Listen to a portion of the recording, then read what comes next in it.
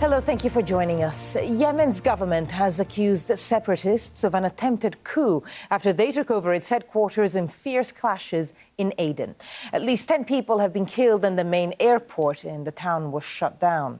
The group wants control of Yemen's southern region, which was an independent country up until 1990. The civil war has already torn the country apart. After Houthi rebels seized control of the capital Sana'a in 2014, President Hadi's government was forced to move to Aden in the south. Adding to that tension, the United Arab Emirates is arming southern separatist fighters despite actually being part of the Saudi-led coalition that's helping President Hadi battle the Houthis. The government has urged the coalition to intervene. Osama bin Javaid reports. Yemen's Prime Minister says secessionists have staged a coup in the southern port city of Aden. That's where the government had been based for the last few years.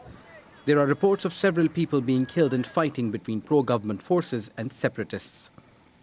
This mobile phone footage appears to show people arriving in the city. Thousands of protesters have been gathering against the internationally recognized and Saudi-backed government. The demonstrators are backed by the United Arab Emirates, which is supposed to be Saudi Arabia's ally in Yemen. Even a northern Houthi-controlled Yemen is not necessarily a bad situation for the UAE. It's only the Saudis who will be really upset. Saudi has lost a very important proxy country in Yemen. It now has a threat in its own backyard. The UAE has now claimed a new territory in the region that it claimed to be its own. And the Iranians, although they haven't put all their weight behind the Houthis, if Houthi secures northern Yemen, its only ally will be Iran. So Iran gains either. So the biggest loser in all of this is Saudi Arabia in terms of regional implications. I think we're headed towards a separate Yemen based on current situation. The conflict in today's Yemen is complicated. The country used to be divided between North and South Yemen until unification in 1990. But the differences never really went away. Since the fight with the Houthis began in 2015, the secessionists have fought for control over air and seaports of Aden. Last week, southern forces led by the man appointed by President Abdurrabbu Mansour Hadi as the governor of Aden announced to overthrow Hadi's government. Major General Idrous Zubaydi rejected the deployment of northern forces to the south.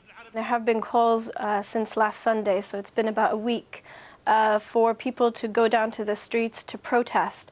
And the South Transitional Council has been calling on the Hadi government to dissolve and for a new government to be appointed. They are calling for independence. As we've seen on the ground, the clashes are continuing and the situation is developing very quickly. Now the future of President Hadi is in question. He has been based in Saudi Arabia, along with his Prime Minister Ahmed bin Dagher, who struggled to control southern Yemen despite support from Saudi Arabia. Yemen's elected government was pushed out of the capital Sana'a in the north, and now it doesn't seem to have a place in the south as well. Osama bin Javaid, Al Jazeera. 8 people, including a child,